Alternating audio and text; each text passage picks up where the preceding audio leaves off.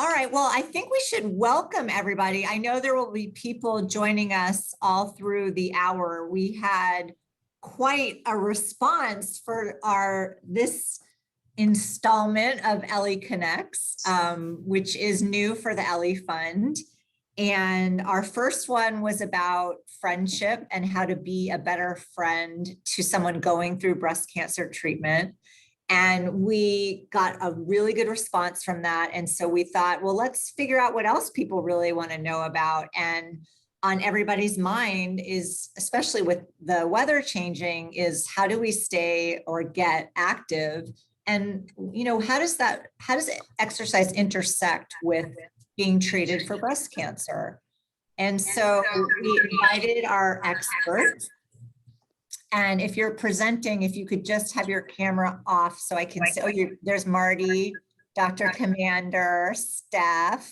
Okay, perfect. So these are our three experts, and they are going to talk about what they discussed.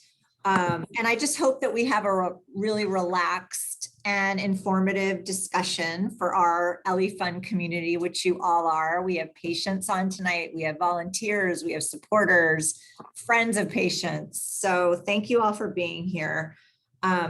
We'll start off with some general remarks, and then we have lots of questions that the community has already sent us, and I want to make sure that we answer them all. If you have a question, go ahead and put it into the chat and someone will get it to me. I'm not so great at Zoom, but we'll do our best. So I just want to have Dr. Amy Comander start by saying hello and introducing your friends that you brought tonight, and then we can launch right in when you give me the go ahead. Wonderful. Thank you, Meredith.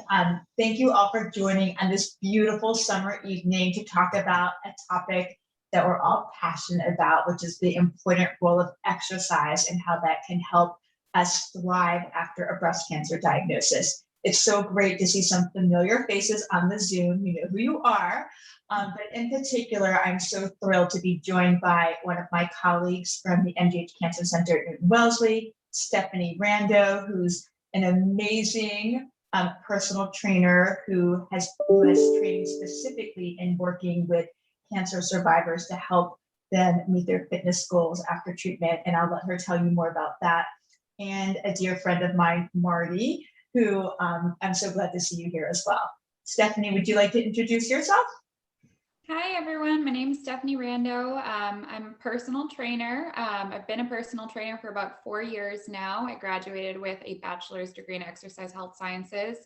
And my internship was at, it was kind of like a senior home, but a lot of people had further issues, and it kind of got me passionate about, helping people. So when I went into my job at the Shipley Fitness Center at Newton Wellesley Hospital, I worked primarily with the patients, and eventually that led me to work with breast cancer survivors and other cancer survivors. So that led me to pursue a certification in cancer exercise. So that is my specialty at work. Unfortunately, I am going to be leaving work soon to pursue a master's in occupational therapy, but it's been a great few years, and I'm just happy to be here tonight and answer questions and share my experiences. So,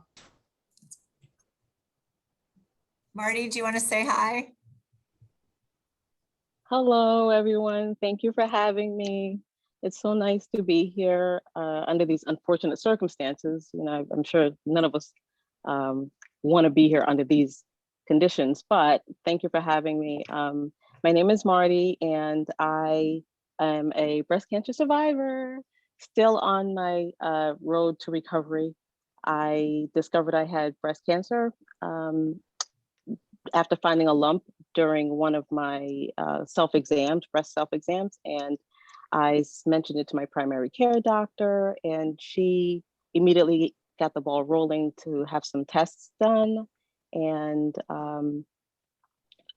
anyone who's been there knows how that goes. I got some tests and biopsy and surgery and then chemo and radiation. And it's been a long road, and I'm still on the road, but I'm doing so much better. And exercise has been one of the key factors in my overall wellness for today.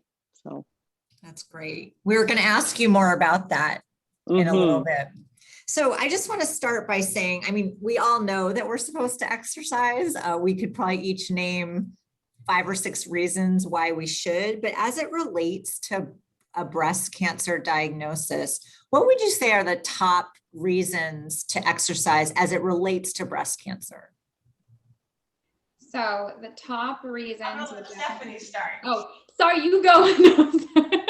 You go.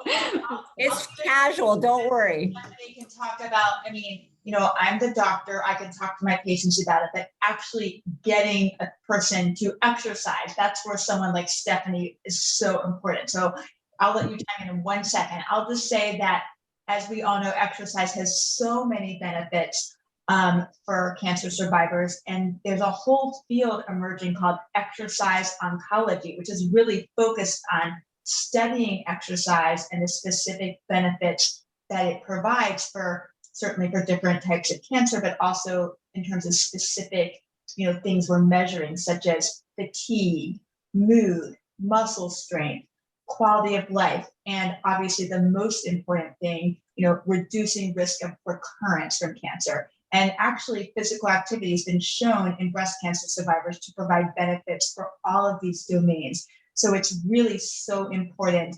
And the American College of Sports Medicine, which, by the way, is a really accessible website, there's specific information dedicated to cancer survivors, has some great recent review papers really that pulled together the literature showing the impressive benefits of exercise in cancer survivors, specifically for breast cancer, but other cancers. And it's pretty amazing how much just getting out for a walk, a run, a jog, a bike ride, 150 minutes per week, which is what the recommendation is, can provide so many important benefits for our health. But many people still struggle with how to get started. And that's where someone like Stephanie comes in. And I'm so fortunate to have worked with her, and she's helped so many of my patients. And Stephanie, share some advice and words of wisdom with us.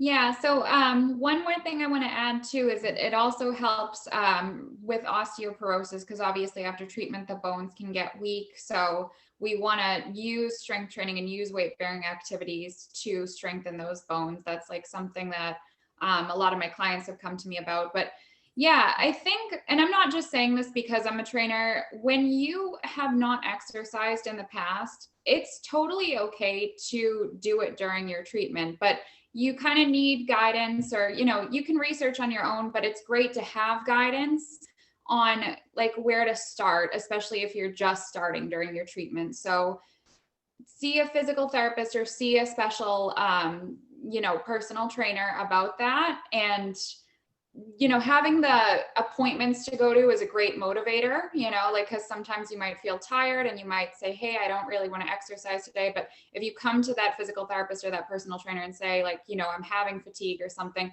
they can always tone down your workout to an appropriate level that you might not necessarily know yourself. That will make you feel good and feel better after the session. So that's a great motivator. If you have experience with exercise, you can always try to bring a friend along, you know, like just simple things like that. That's great. Oh, it just flows into my first question from our audience. I love the way she puts this. I know how important movement is for me, but I just can't stay motivated to walk 3 to 5 times a week. I think we get that. And I can only imagine during treatment, it has to be completely exacerbated. So besides meeting a friend or seeing a personal trainer, which may or may be too expensive for some people, I'm wondering, we can talk more about that. What are some ideas that you have about just even staying motivated to walk, if that's what people choose to do? For any of you. So goal setting. Because Marty, do you want to comment on your experience when you had, I mean, she was in a program that I ran through our cancer center where she had an accountability buddy. And I feel like you and your buddy really motivated each other in ways that you didn't expect.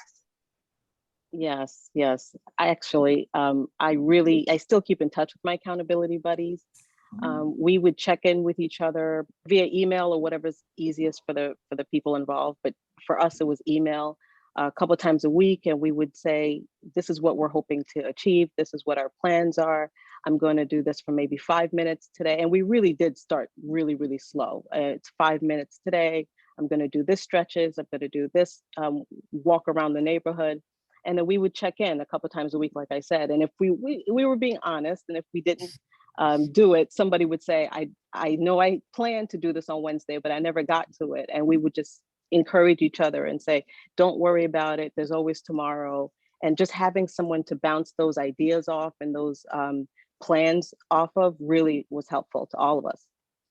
Did you, as part of the program is called Pavers, do I have that correctly, Amy? Paving the path to wellness, but you can call them pavers, that's cool. Paving the path to wellness, but I know Marty said pavers, so that's where I'm going from. During Pavers, did you use an app to track your exercise, or was it more just text? Email? It was more email. It was more email. But some other people in the group were texting. Other people were actually calling each other. So it's really up to the people involved what their comfort level is. And where is she? Oh, Steph, if you're really starting from scratch, do you think that walking is the way that people should start? Absolutely. It's very low impact. It's very gentle, and it's something that you can easily kind of just stop when you're feeling too tired. Like moving around a little bit to start is very significant, and it's very appropriate for most people. And yeah. Okay. So being that we're headed into the only really amazing weather in New England for the next few months, we can walk outside. That's fabulous. I know we have a question about, ideas for exercise when it's winter and gym equipment is expensive. Gym memberships are prohibitive during COVID. Obviously, that all shut down. Any suggestions for indoor on the cheap exercise? Well, so you oops, sorry, Marty, go ahead. I'm sorry.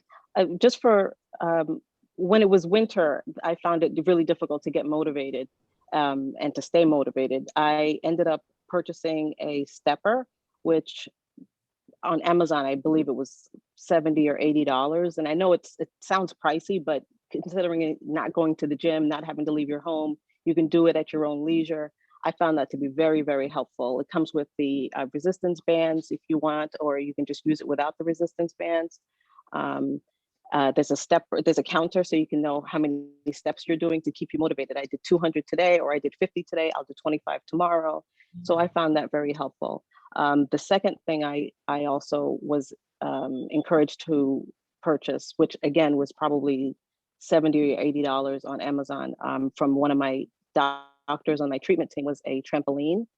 It sounds silly, No, I know that, but it's actually a really good cardio workout with handles, so that you don't have to worry too much about balance. But the trampoline is a huge one. That's a great suggestion. And if anybody, if anyone has kids, I would assume that that's something you could do with them, that, you sort of sneak in the exercise like you sneak in the vegetables. So maybe that's a good one. What are they expensive trampolines? What do they cost?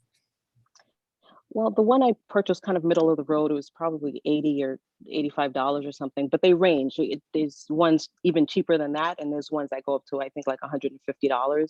It really depends on what your needs are. I just purchased a 40-inch one that was collapsible, so I can just kind of put it away when I don't want to look at it. And it has, like I said, the handles, so you don't have to worry too much about balance and falling. You can That's great. hold on. So yeah. That's great. Steph, do you want to weigh in on this before the next question? Yeah, those are awesome. And as Marty pointed out, like resistance bands are great, and they're very cheap and they're very accessible. On Amazon, you can buy packs for like $14, and they come with multiple levels of resistance. If you don't want to spend any money, you can use household items like towels or water bottles as weights. Towels can provide some resistance, like if you're doing like a lat pull down or something like that, and any postural exercises. You're talking about a dry towel, rolling it and holding it up? Yeah, you can do like lat pull downs with it. It's cool. It's not really that great for anything else besides like lat pull downs and abs, but yeah. Also, there's a lot of, I love to talk up YouTube. There's a lot of YouTube videos that are body weight exercise where you're moving your arms around. Fabulous 50s. She, very easy name to remember. She's amazing. She has all sorts of different levels of exercise. She has cardio, she's got weights, stuff like that. So YouTube is a great resource for at-home exercise that's going to get you moving, short workouts, long workouts, all that. I also would love to add the New York Times website, believe it or not, has some really quick workouts you could do at your desk. So a lot of us have been very sedentary over this past 15, 16 months. And you probably heard of the New York Times 7-minute workout and things. They're hard, by the way, but they're actually something you could just go to the New York Times website, say, okay, I'm going to make myself do this hard workout for 7 minutes. And it's a great way to kind of break up your day and get a little bit of energy when you're kind of sitting in front of a computer all day. So those are, but I love the tips shared by Marty and Stephanie as well. So if, you know, once you have you decide to walk and maybe you play around with your towel and do some lats, what is strength training? Like, what at its most basic, who should be doing that? What if you feel like you're not strong? Do you still do it? Should I? Okay. Yes, everyone, like everyone should be strength training. The recommendation from ACSM, which is what I'm certified through, is 2 days a week. And that is great for your basic muscle maintenance. Strength training is anything that involves muscular activity and weight bearing. So you don't actually have to use physical weights, but like squats or push-ups, those are some good body weight strength training exercises. And what it does is just stabilizes everything. It strengthens your bones and it stabilizes your joints. And if you feel like you're not strong, you can always start with body weight or lighter weights. But it's the best thing ever, in my opinion. So I actually, to be a little bit personal, I slipped a disc in my low back when I was 16, and that's how I got into strength training. And I had sciatica that was unbearable. I couldn't sit down. I had to stand during all my school classes, and strength training is what stabilized my spine and brought my ability to sit and stand down. So, yeah. That's great. So for one of our viewers, and I'm sure more, that her biggest problem is chronic fatigue. She had this before her diagnosis and certainly after. Any guidance on dealing with chronic fatigue and trying to balance the fact that you're trying to stay healthy with exercise? That's a great question. And I certainly welcome input from others here, but unfortunately, fatigue is actually the #1 side effect experienced by individuals who have gone through cancer treatment. I see a lot of nodding heads on this Zoom. So obviously causes of fatigue are multifactorial due to so many different things. And certainly if a person's experiencing that, you know, she or he should speak to their doctor about this and kind of rule out a lot of medical causes such as anemia, thyroid dysfunction, could it be related to a medication, etc. And there are many different interventions that can help improve the symptoms in our patients. But guess what? The #1 intervention is, paradoxically, to improve fatigue that may be secondary to cancer or cancer treatment, and that is physical activity. And it sort of sounds counterintuitive, like I can't, you know, I'm on the couch, I really don't have the energy to get up, I'm not motivated, but just, and I welcome Stephanie's comments and how she counsels people about this. If one can get up and try to do just 10 minutes, we're not talking 45 minutes all out running, you know, 10-minute walk around the block or just to the mailbox, starting with baby steps, that really has been shown to help diminish fatigue in cancer survivors. And really all the studies would suggest that physical activity is the best intervention. I welcome other comments because I see so many nodding heads on the Zoom right now. Marty, can you just say a little bit about the stepper? I was intrigued by that, but I'm not entirely sure I have the visual. Well, it looks like what you would imagine a an elliptical looks like, except it's just the lower piece. So you literally stand on it and it's a step that goes up and down, up and down. So count your steps, and it helps burn, calories if weight loss is an issue for you. But it, more importantly, it gives you a sense of cardio workout. And so you feel relatively tired. You can adjust the settings on it so that the resistance is not so high, where you're not putting too much energy into it. And then you can do it where it's really an intense workout for maybe 4 minutes. You're on there and you feel as if you've done the equivalent of a 10-minute walk. Wow. All right. I love that idea. All right. We're going to keep going. If anyone has a question, put it in the chat, but I have a bunch. Here's for a specific exercises for the abdomen after DIEP. Can you speak about that, Amy? Actually, that might be a great question for Stephanie, if you're familiar with that. That's a type of reconstructive surgery that some women may opt to do, where it does involve taking, muscle from the abdomen to help reconstruct the breast tissue. And certainly any exercise done after, reconstructive surgery should be done under the guidance of a plastic surgeon, getting clearance, because we know the plastic surgeons, I see nodding heads, will be very mad if you exercise before they give their clearance. But Stephanie, I'm not sure if you've worked with patients in that particular situation, since it's not a type of surgery we do as much at MGH, but what advice you might have. Yeah, I've actually never personally worked with a client who had that type of reconstructive surgery. In fact, I was under the impression that they don't take muscle. It was just tissue, like nerve tissue and such, but I could be wrong. I don't know. But I mean, I can provide ab toning exercises, but again, like Amy said, like that's going to be far out from the surgery and only after approval from your plastic surgeon. So I noticed that the question also involved lymphedema questions, like torso lymphedema.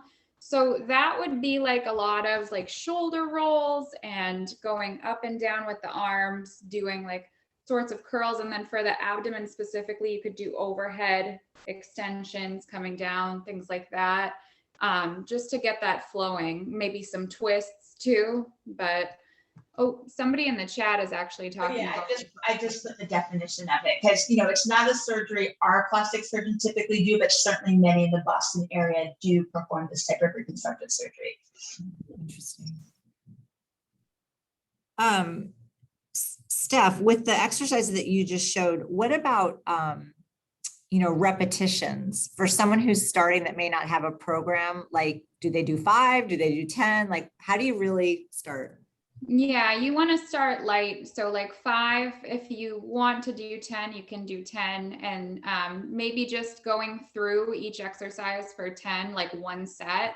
And with lymph drainage exercise, you can do it once a day. Like you don't have to do like a ton of intense, like, 2 sets, 3 sets. You can just go through those exercises and get the lymph moving through your system. So like, again, the shoulder rolls for 5 to 10, the arm raises for 5 to 10. You can do some overhead tricep extensions. You don't need to use weight, but they recommend clenching and releasing the fist so that pumps the lymph through the system. So, yeah. Are there specific exercises for cramps at the site of the mastectomy? Often for our patients who are experiencing discomfort following a mastectomy, which is unfortunately very common. And again, I welcome comments from folks here who may have experienced that and what has helped them. But certainly I'm very fortunate to work with physical therapists who are trained specifically in managing post-mastectomy pain, prevention of lymphedema, et cetera. And so I would strongly recommend a referral to a physical therapist. And certainly, Stephanie, I welcome your thoughts on that as well.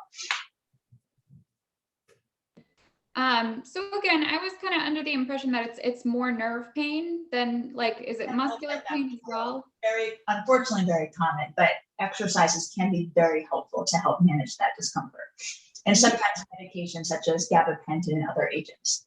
Right. Okay. Yeah. So I don't know specifically, I will be honest. I would assume some sorts of stretches for the area. Does that sound right, Amy? Mhm. Yeah. How do So you, if you want to see a physical therapist, and you have the conversation with who? With your oncologist, with the surgeon, like who's likely to facilitate that referral for you? Really, any member of the medical team can make that referral. Often, the surgeon will make that referral.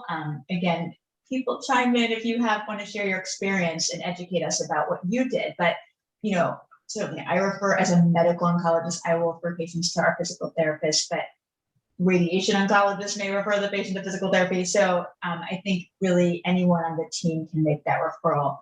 And are there specialists within physical therapy that work specifically with breast cancer patients? And what do you ask for if that's who you want to see?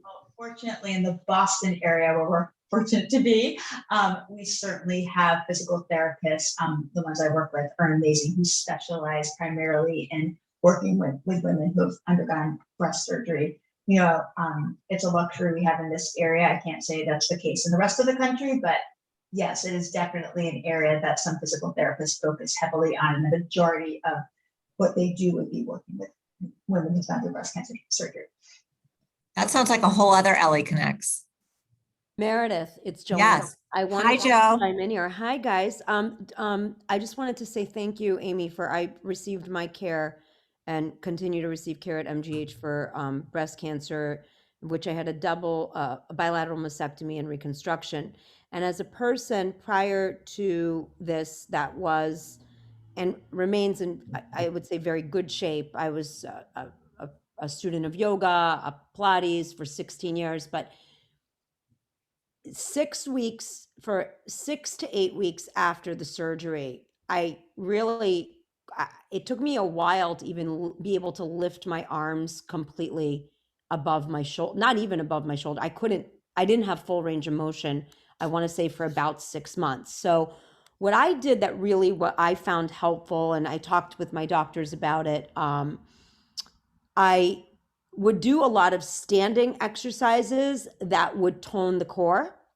So, and you can find them like readily online. I know Melissa Wood is a great resource because she does a lot of standing, non-weight bearing on your arms.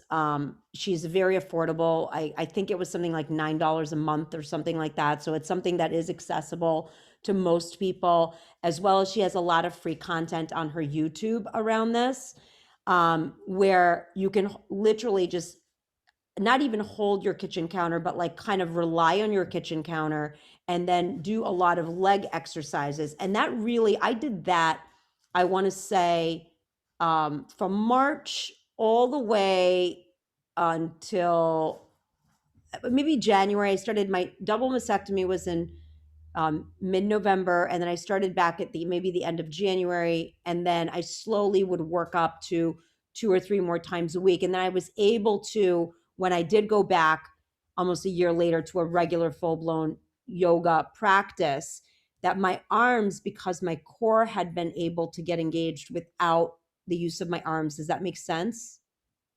Yeah. So, and then I would just, I don't know, I eased back into it. It was a really humbling experience. It was really like starting over. But I found that those standing core based yoga and Pilates based strength training exercises, like you had said, Amy, they saved me post mastectomy. Really did. And I was able to have no excuses on why I couldn't do it. So yeah. So anyway, that's my 2 cents there. Thank you for sharing that. And if anyone else has an experience they want to share, by all means, just unmute or send a note and we'll call, because that's really what it's all about. Everybody's experience is different and we think we can learn from each other. So I so appreciate that, Joanna. Thank you. I love this. I know exercise is so relevant to getting back to a normal sleeping rhythm. What would you say if, I'm assuming, I don't know how long it takes to get back to a normal sleeping rhythm. What kind of exercise, what time of day, like, does it matter when you exercise? Should you see a benefit? So sleep disturbance, such as insomnia and other types of sleep disturbance, are unfortunately very, very common amongst the patients, amongst, I'm sure, many of us and many cancer survivors. And certainly, again, I love it. Joanna, thank you for sharing your experience, and it would be great to hear others chime in. So again, there's so many different ways we approach sleep disturbance, and but one of the exercise actually has been shown to help improve our sleep quality. I would recommend exercise earlier in the day. I will tell you from personal experience, if I were to go run on my treadmill after this Zoom, I will probably be up till midday. So, exercise really revs us up and can make it hard to fall asleep. But earlier in the day would be recommended. And it's a really important part of your routine for good sleep hygiene. For the yogis out there, of which I am not, if you want to start yoga, don't you need like yoga for dummies to understand what the poses are? What would you say to somebody who wants to try, but not maybe in person? What do you think? I call on Mary to comment. Mary, sorry to put you on the spot, but she told me right before this, she just did a yoga class. Yeah, so I was not a yogi either. And I'm an accountant, and during tax season, they started to bring in a yoga instructor once a week, right before we shut down and went home, but she continued to do classes by Zoom. And I find that was the easiest way. Like, no one else could see me fall over in my bedroom or whatever I was doing.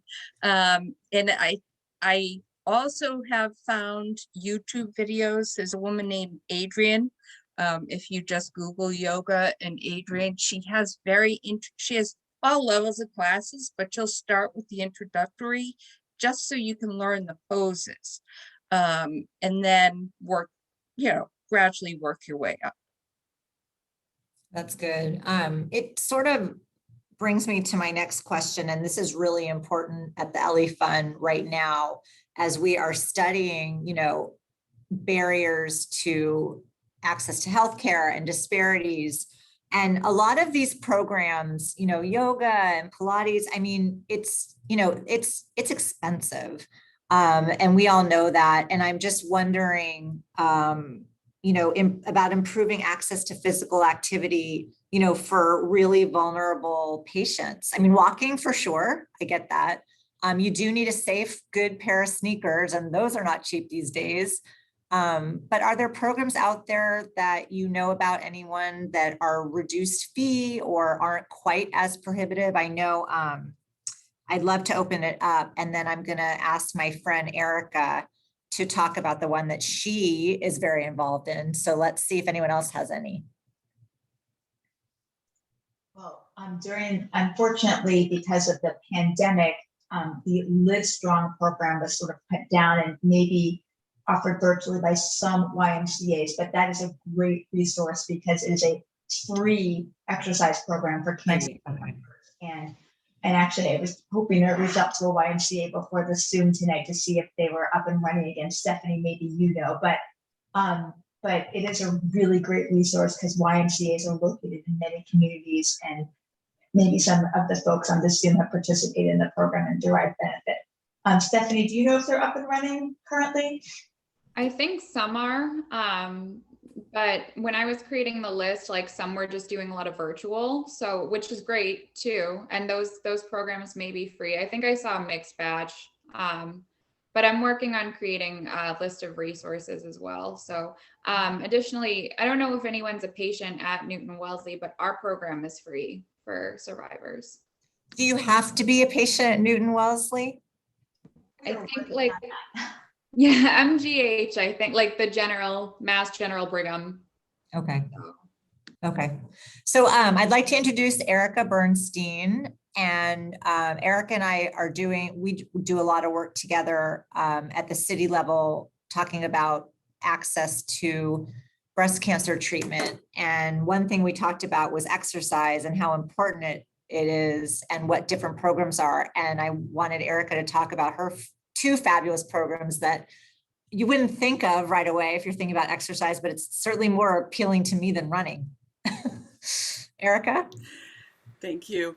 So I'm also a breast cancer survivor who, prior to breast cancer, was, unlike you, Joanna, was not someone who was into fitness. I was really all about working. And afterwards, when I was really struggling with a lot of pain, I realized that I needed to get active and I needed help staying motivated. And so, like many of you, I've tried multiple different things. And I just want to put a shout out again to all of the programs at the Boston area hospitals that I know MGH has fantastic survivorship programs, including exercise programs. Dana-Farber does as well, which is where I have done a lot of my, virtual as well as in-person strength training and yoga, Pilates, that type of thing. As Boston Medical Center also has daily types of exercise programs. So I think in almost all of the area hospitals, there are programs there that are free. But in addition, Livestrong is a great opportunity. And I've also done that as a way of doing a progressive improvement in terms of strength training and cardio. I also have been involved with developing and on leadership for two programs that are available in the Boston area that allow you to have that extra motivation of participating in a group. And these are both active support groups for people with cancer. One of them is We Can Row, which is a rowing program just for breast cancer survivors. And that rows out of the Boston University Boathouse on the Charles River and meets once a week. And we row both in shells, so an 8 and a 4, as well as in a barge. So even if you've never rowed before, there's coaches who help you learn how to row and to progress however you'd like. And that is a really on the water time only. So it's Tuesday nights and it runs through from usually April when it's warm enough to be in the water through till October. And then another opportunity is Wellness Warriors, which you can see in the picture behind me is dragon boating. And that is a full year program. So we have active programming all year round. And during the warm water months, we're actually in a dragon boat. And Wellness Warriors is a little different from We Can Row because Wellness Warriors is open to all cancers, all ages, all gender, whereas We Can Row is really breast cancer specific. And both programs, Wellness Warriors is paddling, whereas We Can Row is rowing. It's a different type of movement, but both of them are designed or are used in breast cancer recovery because there's a lot of core work, a lot of rotation, helps break up scar tissue, helps reduce your risk of lymphedema. I myself have lymphedema, and being a part of paddling and rowing has really helped me control my lymphedema. So I think for some people you think, oh, if I have lymphedema, I can't do repetitive motion, and actually it's the opposite, that exercise and participation within limits and with a guidance if you're an oncologist and your exercise physiologist who's supporting you, your PT, you really can get tremendous lymphedema control by doing these types of things.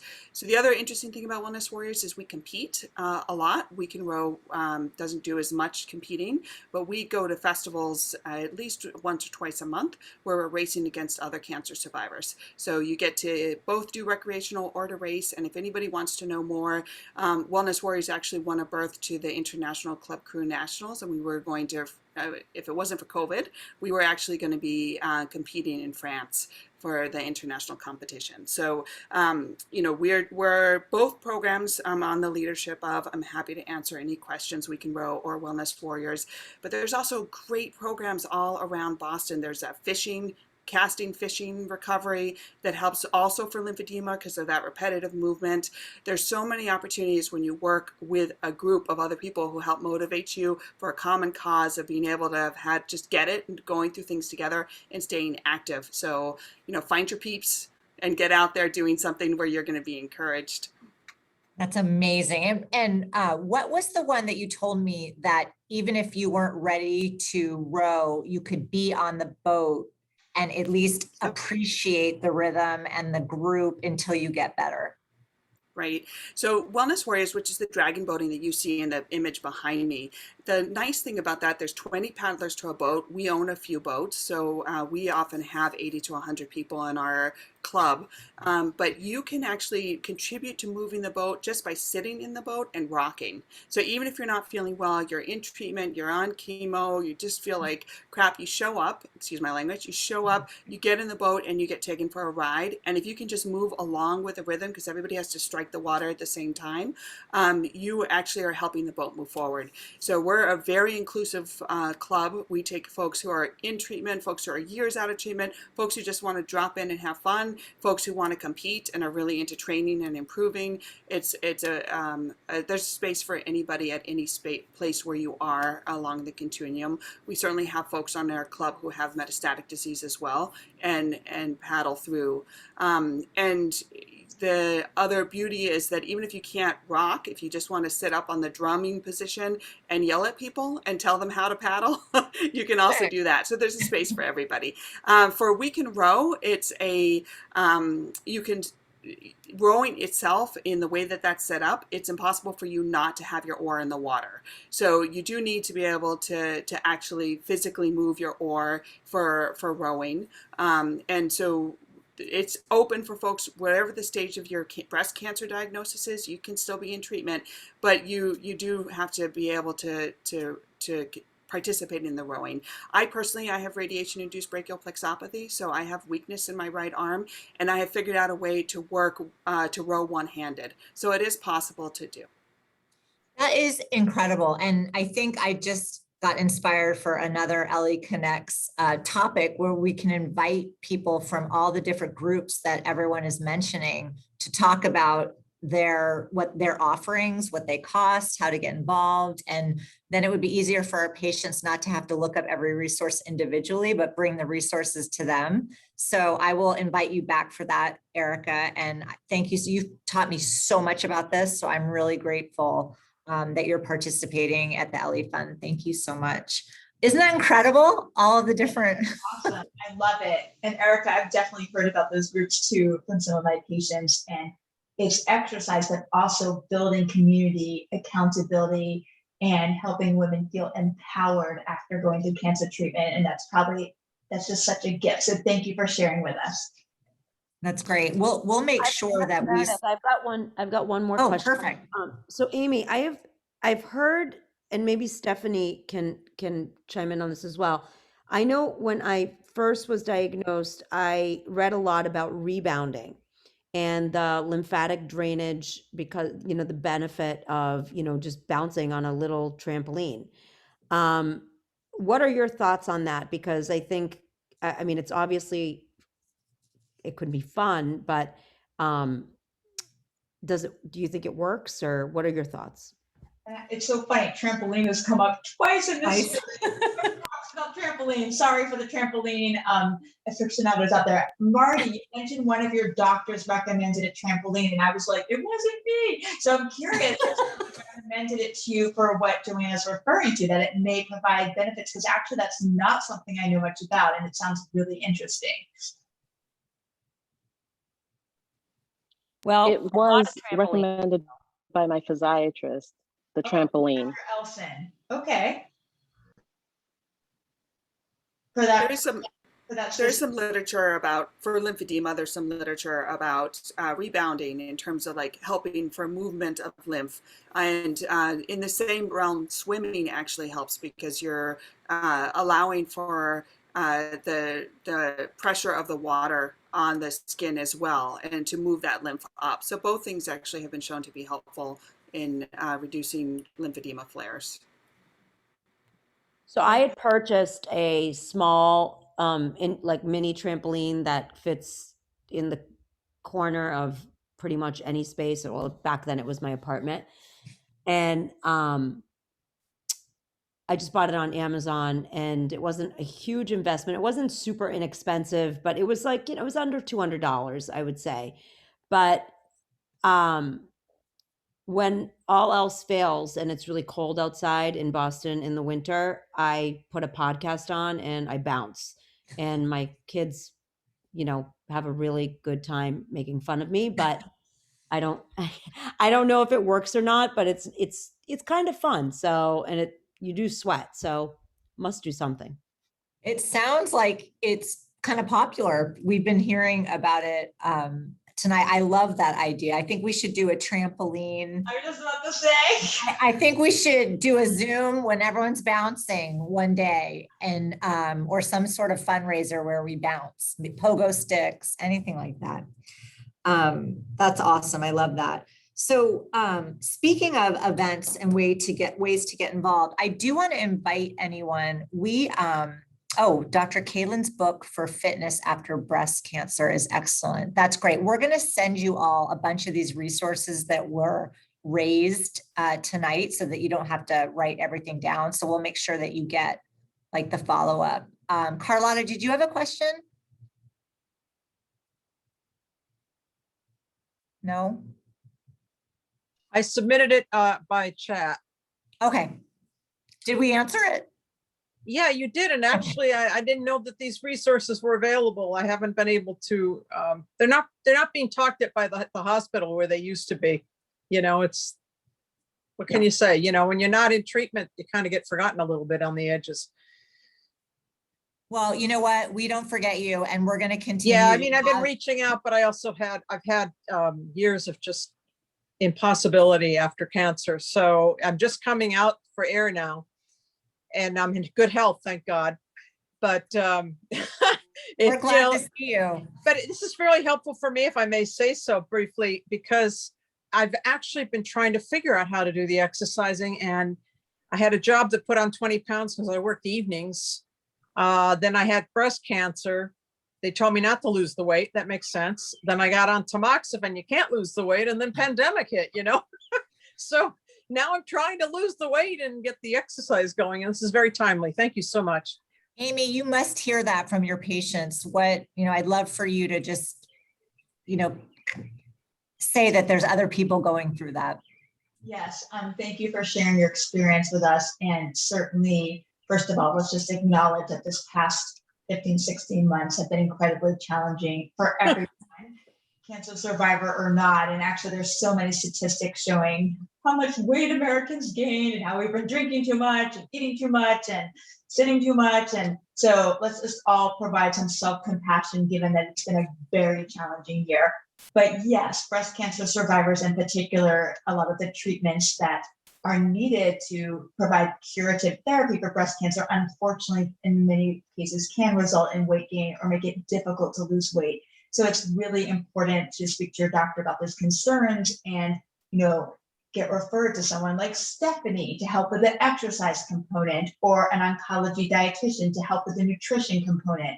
And all of these things are a work in progress and take time. And I think it's just important to be kind to yourself and recognize what you've been through, and that this is a journey and these lifestyle changes just take time, but you will get there.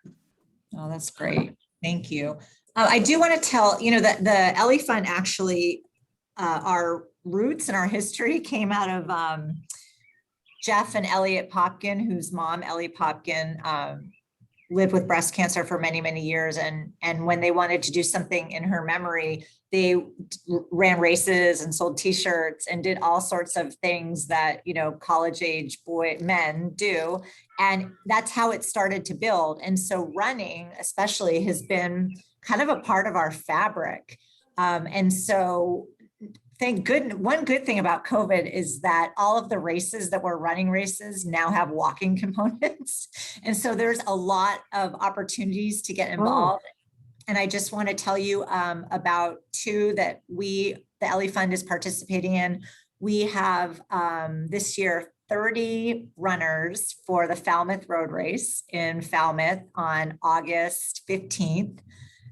Patients, we have social workers, doctors, everyone in the Ellie Fund community. And you actually don't have to run. You can do a virtual walk and raise money for the Ellie Fund. So if that's something that any one of you would like more information, Kristen from my office, she is runner extraordinaire and she's getting everyone together. So please reach out and we'll get you the information. And then there's another event on October 3rd that we've never done, and we're super excited about it. It's a cycling event, and you can ride 25 miles or 50 miles. There's also a virtual component, people get very creative about their exercise and how they participate. We heard about pogo sticks and all these different things to raise money. So there's a lot of ways to get involved at the Ellie Fund, and just follow us on social media. We tend to communicate that way. But if you have specific questions, write to any of us and let us know. And then I just want to say, here's the chat. It's in the chat. Kristen at elliefund.org. She has numbers. She can probably get more, beg, borrow, and steal. So join us. And then if you decide to become a runner extraordinaire, I'm thinking of you, Joanna. I know you just started. We do have 2 marathon numbers for the Boston Marathon pretty much every year. And this year, guess who is running for the Boston Marathon for the Ellie Fund? Amy Comander, our doctor extraordinaire right here. So yay to Amy.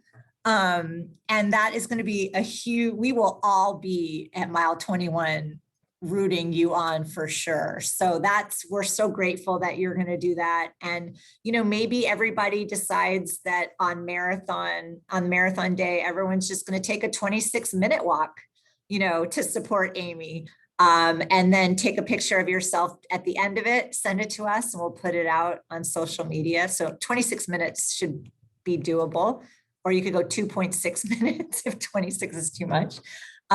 So anyway, there's lots of ways to get involved. And, Amy, just say a word about the marathon and why you decided to do this for the Ellie Fund. Well, I will not be running the marathon in 26 minutes, unfortunately, but thank goodness. Well, I'm, first of all, Meredith, it's amazing, all these wonderful events that people can do to participate in and support the Ellie Fund. And I have a number of colleagues, and I see some people on this Zoom who are doing the Falmouth Road Race. I won't pick anyone out, but I think it's amazing that folks are doing this, and that race, it's an amazing race, the Falmouth Road Race. So I'm a big fan of the Boston Marathon, and I'm so excited to run to support the Ellie Fund and think of my own patients and this amazing organization as I embark on training in the summer, which, as you know, is so much fun. You just have to get out really early before it gets hot. Well, we are so grateful and proud that you are doing this for the Ellie Fund. We will all be rooting you on, some of us in person, all of us spiritually for sure. So thank you so much. And, I just want to say to everyone with Ellie Connects, we hope to have this conversation again. I love seeing your faces. Let us know if you think this is valuable, helpful to you, and we'll keep coming up with great content.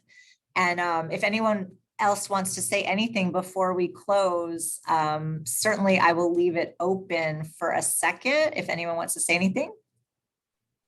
If we're all, Marty? I just want to say, I'm sorry. Hello?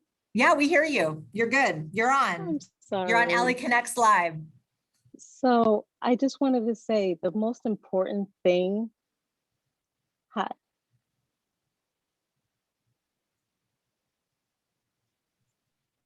Let's Hi. see. Yeah, you're good.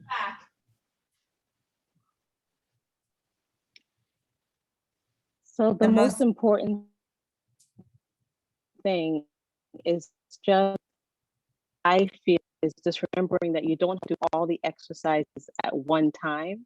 They can be done little by little throughout the course of the day. And one of the phrases that were termed was exercise snacks, which means you can do a little bit in the morning, a little bit in the afternoon, a little bit in the evening. And I found that to be so empowering. It alleviated the stress and anxiety of trying to do everything first thing in the morning. So hopefully that helps someone out there. Marty, we love that. It was fabulous. Very helpful to me.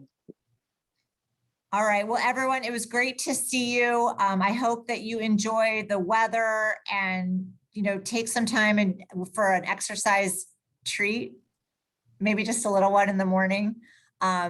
Amy and Steph and Marty and all of you who participated. You know, it's just really nice to see you all, and thank you. We hope you'll come back to our next episode of Ellie Connects. We have to figure out what that is, but we will stay in touch and reach out to any of us if you have any questions, or if you know anybody who is in treatment right now that could benefit from the Ellie Fund services. We certainly want to serve them, and we may not know that they're there unless you tell us. So don't be shy. We're here.